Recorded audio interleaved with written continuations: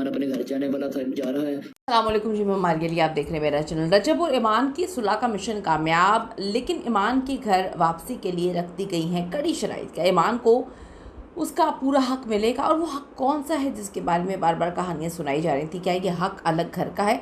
ईमान का ताज़ा तरीन व्लॉग में फैंस के सवालों पर बड़ा रद्द-ए-अमल। लाइव में आकर शराइत बताने की कहानी क्या निकली है? सुलह कौन नहीं होने दे रहा? जब सभी चाहते हैं कि सुलह हो, तो फिर कौन है जो सुलह नहीं होने दे रहा? वो भी काफ़ी अरसे से। सब नाम बता दिए कि कौन है जो अंदर का बंदा है और सुलह सफाई नहीं होने दे रहा था। आज की वीडियो में इस पर बात करते हैं।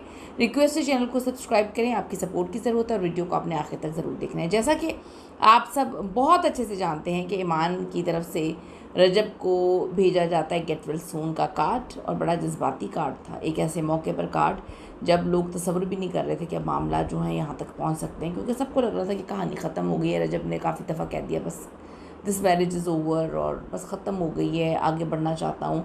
लेकिन कहीं ना कहीं वो ये भी बता रहा था कि उसकी ज़िंदगी काफ़ी इनकम्प्लीट है। फिर ये कार्ड आता है, और पर्दे के पीछे सुलह की संजीदा कोशिशें जो हैं चलती हैं। अब अंदरूनी ज़राए ये ख़बर दे रहे हैं, बल्कि काफ़ी बड़ी ख़बर दे रहे हैं, कि दोनों ख़ानदानों और करीबी दोस्तों की मदाखलत पर ये सुलह जो है वो तो हो गई, लेकिन ईमान की वापसी अपने ससुराल जाने के लिए कुछ शराइत जो हैं वो रखी गई हैं। ईमान ने पहली बार व्लॉग में साफ साफ कहा कि कुछ बातें ऐसी हैं जो बताने की नहीं होती हैं। चलें जी, शुक्र है अब ऑन को साइड पे करके ईमान ने ख़ुद भी जो है वो बातें की, क्योंकि ऑन तो अजीब व गरीब किस्म की बातें कर रहा था और लड़ाई वाले मामला ही हो रहे थे। तो शुक्र है अब उसको किसी ने चुप करवाया। याद है कि अब तक ईमान ने अपने व्लॉग में कभी भी रजब भट्ट के नाम तक का जिक्र नहीं किया। जब भी होता था ऑन के मुंह से बहुत सारी चीज़ें कहलवाई जाती थी, और वो मामला हमेशा ख़राब करता था, चाहे रेहान तारी का पॉडकास्ट हो या टिकटॉक लाइव में हो। लेकिन अब वापसी के लिए क्या शराइत हैं? इन शराइत में सबसे बड़ी ये है कि अब रजब और ईमान की ज़ाती ज़िंदगी में किसी तीसरे बंदे की मदाखलत बर्दाश्त नहीं करनी। सोशल मीडिया पे घर के राज नहीं उछाले जाएंगे। ईमान को उसका पूरा हक और इज़्ज़त दी जाएगी जिसकी वो हकदार है। ऑन ने भी पहले इशारा दिया था कि अगर ईमान को उसका हक मिल जाता है तो अपने घर वापस चली जाती है। अब ये हक पता नहीं कौन सा, ये सच में नहीं पता।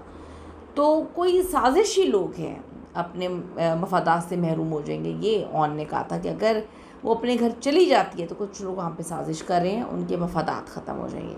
मज़ेदार बात है कि फ़ैंस की नज़र में वो तीसरा ऑन शेख ही है।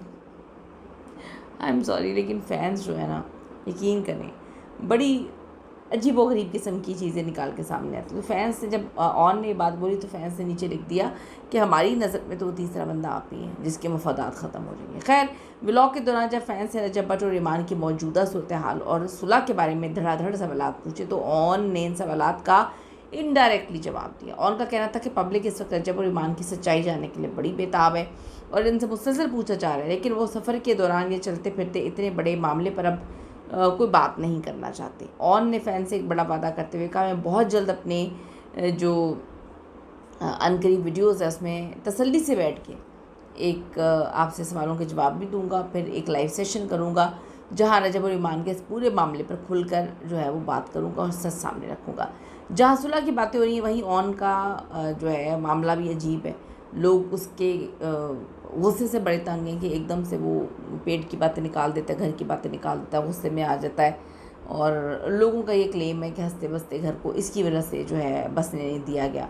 ऑन ने व्लॉग में इन लोगों पर शदीद मायूसी और गुस्से का इजहार किया जो सोशल मीडिया पे पुराने कमेंट्स निकाल रहे हैं, पुरानी ऑडियोज़ निकाल रहे हैं और पुरानी कहानियाँ दोबारा शेयर कर रहे हैं कि नेगेटिविटी फैल रही है। भाई नहीं करना चाहिए, सही बात है, लेकिन आपको भी तो नई बातें नहीं करनी चाहिए। आप नई नई बातें कर रहे हैं, नहीं करना चाहिए, डिस्कस ही नहीं करना चाहिए। ऑन ने इन लोगों का नकाब उतारते हुए कहा, ये वो लोग हैं जो सामने तो ख़ुद को फैंस कहते हैं, हमदर्दी दिखाते हैं, लेकिन पर्दे के पीछे सारा का सारा नेगेटिविटी और कहीं से मामला इनके चल रहे हैं।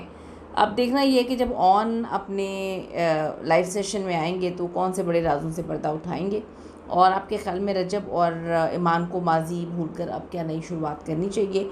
क्या अब इनके बीच में लोगों को आना चाहिए? आपको क्या लगता है कि सारी चीज़ें अच्छी होनी चाहिए?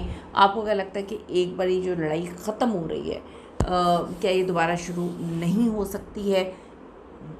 ग्रजेस जो हैं वो ख़त्म जब तक नहीं होते, मेरा अपना ओपिनियन ये है, क्योंकि मैं ख़ुद ये समझती हूँ कि दिल साफ़ तब तक नहीं होता जब तक आप अपने ग्रजेस को बैठ के क्लियर ना करें, वॉश ना करें, धोकर इसको साफ़ ना कर दें।